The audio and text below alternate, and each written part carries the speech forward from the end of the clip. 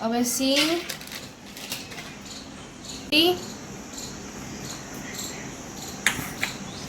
ડુંગળી, સેવ. હવે આ બધું મિક્સ કરી લઈશું.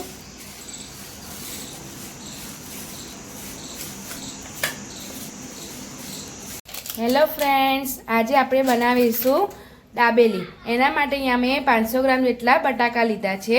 હવે આ બટાકાને આપણે મેસરની મદદથી મેશ કરી લઈશું. હવે આપણે બટાકા બાફ્યા હતા એને આવી રીતે મેસરની મદદથી બધું મેશ કરી લઈશું. પછી હવે આપણે ગેસ ઓન કરીશું. અહીંયા મેં 2 ટેબલસ્પૂન જેટલું તેલ લીધું છે. તેલને આપણે ગરમ થવા દઈશું. આ દાબેલીનો મસાલો છે. હવે આપણે તેલ ગરમ થાય એટલે એમાં એડ કરીશું. આપણે તેલ ગરમ થઈ ગયું છે. હવે આપણે એમાં મસાલો એડ કરીશું. ગેસ ધીમો રાખવાનો અને થોડું પાણી એડ કરવાનું, જેથી આપણો મસાલો બળી ના જાય. 1 ટેબલસ્પૂન જેટલું થોડું લાલ મરચું એડ કરીશું. પછી એમાં 3 ટેબલસ્પૂન જેટલી ખાંડ એડ કરીશું. તમારે જે રીતનો મસાલો હોય એ રીતે ખાંડ એડ કરવાની. સ્વાદ અનુસાર મીઠું એડ કરીશું. તો મસાલાને આપણે 5 મિનિટ સુધી આ રીતે હલાવતા રહીશું અને ગેસ ઓફ કરી દઈશું. આપણે ગેસ ઓફ કરી દીધો છે અને હવે એમાં આપણે બાફેલા બટાકા જે મેશ કર્યા હતા એ આ રીતે આપણે અંદર એડ કરીશું. હવે બધું આપણે મિક્સ કરી લઈશું.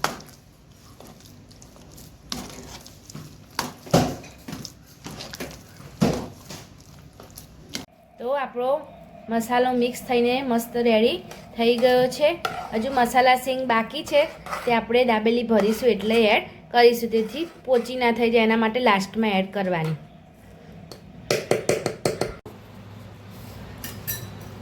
તો હવે આપણે દાબેલીને ભરી લઈશું. સૌ પ્રથમ આપણે પાઉંને કાપી લઈશું આ રીતે. પછી એમાં આપણે ટોપલીને ભરીશું. અહીંયા અમે તીખી ચટણી બનાવી છે. લાલ મરચું, પાણી અને મીઠું લીધું હતું. ચટણી અહીંયા તીખી ચટણી આ રીતે ઇન્સ્ટન્ટ બનાવી છે. અને બીજી બાજુ આપણે ટોમેટો કેચઅપ લઈશું. આ રીતે લગાવી લઈશું. ટોમેટો કેચઅપ ભરીશું. તમારે અહીંયા ગ્રીન ચટણી લગાવી હોય તો પણ તમે એક સાઈડ કેચઅપ અને એક સાઈડ લીલી ચટણી એ રીતે પણ તમે લગાવી શકો છો. પછી હવે આપણે મસાલો અંદર લઈશું ને આ રીતે ભરીશું.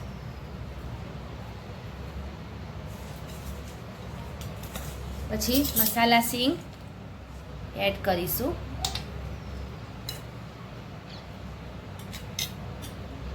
પછી ડુંગળી એડ કરીશું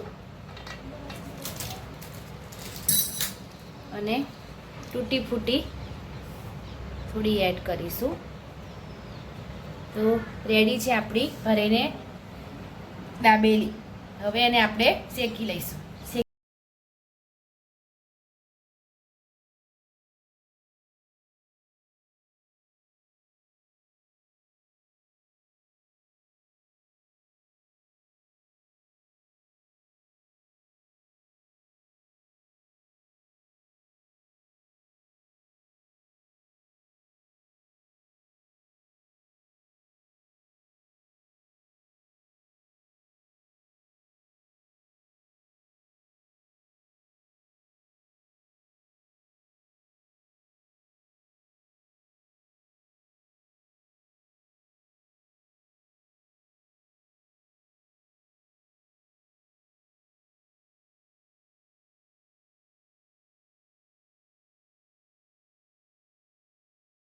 શેકી લઈશું.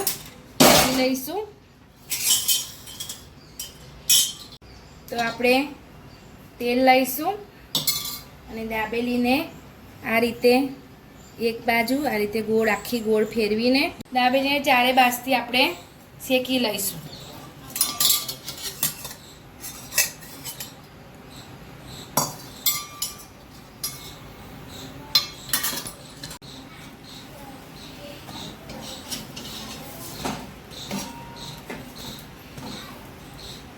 રીતે આપણે બધી દાબેલીને શેકી લઈશું. દાબેલી શેકાઈને રેડી થઈ ગઈ છે. એને આપણે હવે સર્વ કરીશું. હવે સિંગ,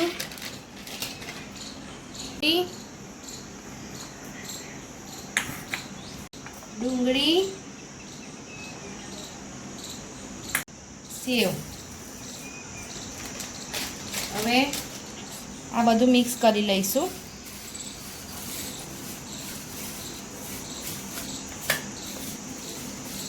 આ રીતે ડેકોરેટ કરીશું તૂટી ફૂટી સેવના મસાલા સિંગથી. તો રેડી છે આપણી દાબેલી.